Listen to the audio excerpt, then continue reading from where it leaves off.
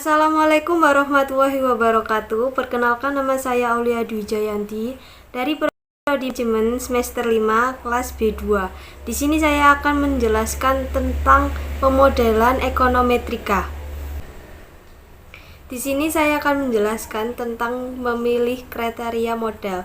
Yang pertama yaitu ada prediksi yang dibuat harus logis, kemudian harus konsisten dengan teori, kemudian ada variabel independen tidak berkorelasi dengan variabel gangguan, kemudian adanya konsistensi parameter, kemudian ada menunjukkan data yang koheren, kemudian ada model harus komplit. Kemudian ada jenis-jenis kesalahan spesifikasi dan pengujiannya, yaitu 1. Mengeluarkan variabel independen yang relevan. Kemudian ada memasukkan variabel independen yang tidak relevan. Kemudian menggunakan bentuk fungsi model yang salah. Kemudian ada kesalahan pengukuran. Kemudian ada spesifikasi yang salah tentang variabel gangguan atau error trim. Next, mengeluarkan variabel yang relevan. Misalnya, model yang relevan adalah pers 9.1 sama dengan Y sama dengan BO ditambah BI, X1I ditambah B2, X2I ditambah EI. Karena alasannya tertentu variabel X2 dihilangkan sehingga pers 9.2 sama dengan YI sama dengan BO ditambah BI, X1I ditambah EI. Karena pers 9.1 adalah pers yang benar, maka penggunaan model 9.2, maka errornya pers 9.3 sama dengan EI sama dengan E1I ditambah B2 X2I. Konsekuensi mengeluarkan variabel relevan X2. Jika X2 yang dikeluarkan berkorelasi dengan X1, maka estimator pers 9.2 menjadi bias dan tidak konsisten. Jika X1 dan X2 tidak berkorelasi, maka BO masih bias walaupun B1 sudah tidak bias. Kemudian taksiran variabel gangguan tidak tepat. Kemudian varian estimator B1 bias terhadap varian B1. Akibatnya interval keyakinan dan uji hipotesis akan memberi kesimpulan yang salah, sehingga peramalan model yang tidak tepat akan menghasilkan peramalan yang tidak bisa dipercaya. Memasukkan variabel yang tidak relevan. Misalnya, pada pers 9.1 dimasukkan X3 yang sebenarnya tidak relevan dengan model pers 9.4 sama dengan YI sama dengan BO ditambah B1 X1I ditambah B2 X2I ditambah B3 X3I ditambah E3I, dan variabel gangguan menjadi pers 9.5 sama dengan E3I sama dengan E1I dikurangi B3 X3I. Kemudian apa? Akibatnya memasukkan variabel tidak relevan X3, estimator yang dihasilkan adalah yang tidak bias. Taksiran varian variabel gangguan tepat, interval keyakinan dan uji hipotesis adalah valid, namun estimator dari model ini tidak efisien karena variannya lebih besar dari varian estimator model yang benar. Akibatnya model yang salah ini kurang tepat. Kesalahan bentuk fungsi regresi misalnya. Kesalahan bentuk fungsi regresi misalnya karena alasan tertentu peneliti memilih model log linear pers 9.6 sama dengan ln YI sama dengan BO ditambah BI, ln X1I ditambah B2 ln X2I ditambah E4I. Padahal model yang benar adalah model linear seperti pada pers. Kesalahan spesifikasi model dinyatakan pers 9.7 sama dengan YI sama dengan BO ditambah B1 X 1i ditambah B2 X2i ditambah EI, di mana YI sama dengan Y ditambah Y dan XI sama dengan X ditambah Y, di mana Y dan Y merupakan besarnya kesalahan pengukuran. Peneliti tidak menggunakan data X dan Y, tetapi proksinya YI sama dengan XI. Uji kesalahan spesifikasi variabel gangguan E dalam persamaan. Misalnya ada dua model sebagai berikut. Per 9.8 sama dengan YI sama dengan BXI di per 9.9.2 YI sama dengan BXI ditambah EI. Jika per 9.8 adalah pers yang benar, apakah estimator per 9.9 yaitu B tidak bias terhadap B? Jika ya, maka tidak ada kesalahan spesifikasi berkaitan dengan variabel gangguan. Jika tidak, maka kesalahan spesifikasi variabel gangguan merupakan sumber kesalahan spesifikasi.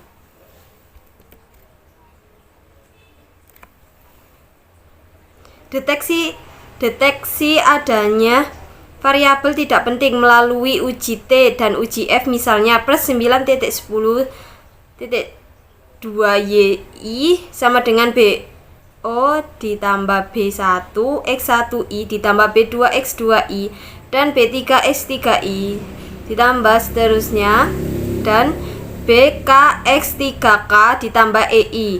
Kemudian menggunakan metode stepwise regression, lakukan regresi terhadap variabel X1 kemudian dengan X2. Contoh, gunakan model yang mengkaji faktor-faktor yang mempengaruhi angka kematian bayi di Indonesia tahun dari 26 provinsi. Deteksi adanya variabel tidak penting melalui uji likelihood radio, misalnya plus 9.12 sama dengan YI sama dengan BU ditambah B1 X1I ditambah B2 X2I ditambah EI. Jika X2 adalah variabel yang tidak penting atau BU sama dengan 0, sehingga modelnya menjadi per 9.13 sama dengan YI ditambah BU ditambah B1 X1I ditambah EI. Melalui manipulasi fungsi log likelihood diperoleh dua fungsi, yaitu RLLF dan ULLFR. Diperoleh per 9.16 sama dengan LR sama dengan 2. Deteksi penambahan variabel penting melalui uji likelihood ratio, misalnya per 9.18 sama dengan YI ditambah BU ditambah B1 X1I ditambah B2 X2I ditambah EI karena alasannya tertentu. Peneliti menambahkan variabel X3 sehingga menjadi per 9.19 sama dengan YI ditambah BO ditambah B1 X1I ditambah B2 X2I ditambah B3 X3I ditambah EI.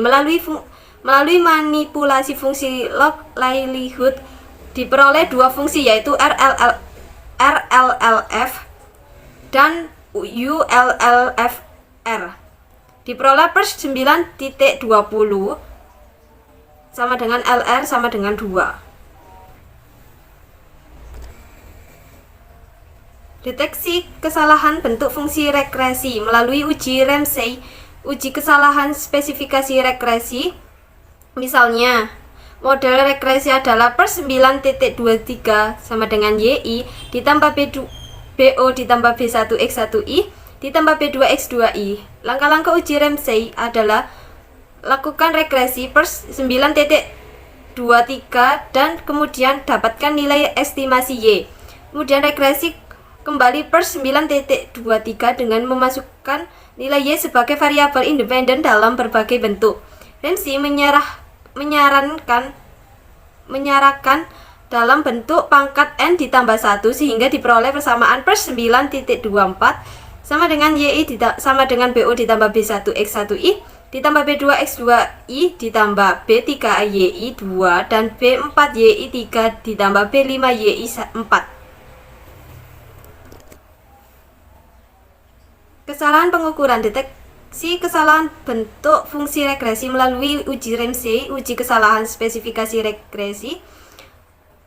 Langkah selanjutnya, hitung atau peroleh nilai F dengan formula per 9.24 sama dengan F sama dengan dalam kurung RB2 dikurangi R12 garis miring K1 garis miring 1 kurangi RB2 garis miring N dikurangi K2. Jika F dihitung lebih dari F tabel, maka bentuk persamaan sebagai signifikan tidak tepat. Sebaliknya, jika F dihitung kurang F tabel, maka model persamaan dimaksud sudah tepat.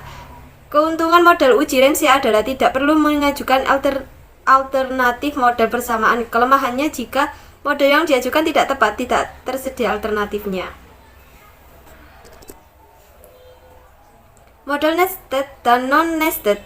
Para ahli ekonomika telah mengembangkan uji diagnosis untuk memilih model yang ada. Model 1 sama dengan YI ditambah BU ditambah B1X1I ditambah B2X2I ditambah B3X3I ditambah B4X4I ditambah EI. Kemudian ada model 2 yaitu X1 ditambah B2 ditambah B1 X1I ditambah B2X2I ditambah EI. Kemudian ada model 2 merupakan kasus khusus dari model 1 sehingga model 1, model 2 disebut model nested dan model 1 disebut model non-nested. Model non-nested dapat diuji menggunakan uji F, uji T, uji LR, dan uji Walsh dan uji LM. Uji model non-nested. Model 1 sama dengan YI ditambah BU ditambah B1X1I ditambah B2X2I ditambah B3X3I ditambah EI. Model non-nested adalah model yang bukan merupakan bagian dari model yang lain. Misalnya ada dua model. Model 1 sama dengan yaitu Y1 ditambah BO ditambah B1X1I ditambah B2X2I ditambah B3X3I ditambah EI. Kemudian ada model 2 yaitu YI ditambah BO ditambah B1Z1I ditambah B2Z2I ditambah B3Z3I ditambah EI. Dengan uji goodness of fit, model yang dipilih adalah model dengan koefisien determinasi yang tertinggi. Kemudian ada uji stabilitas model. Data baik dari time series maupun data cross section seringkali tidak stabil. Uji stabil model adalah sebuah prosedur untuk mengetahui apakah parameter model bersifat stabil dalam penelitian. Penelitian untuk menguji stabilitas parameter sudah dikembangkan beberapa uji, seperti uji show, uji recursive residual, uji CUSUM, dan uji prediksi show. Kriteria memilih model. Satu yaitu kriteria R2 dan adjusted R2. Kriteria ini didasarkan pada ide bagaimana minimumkan standar error dan regresi. Kemudian ada kriteria Mellowshipy yang didasarkan atas bagaimana meminimumkan mean squared error dari prediksi. Kemudian ada kriteria Akaiki dan Shawart. Kemudian kriteria ini didasarkan metode maksimum likelihood atau ML. Sekian dari presentasi saya, semoga bermanfaat. Wassalamualaikum warahmatullahi wabarakatuh.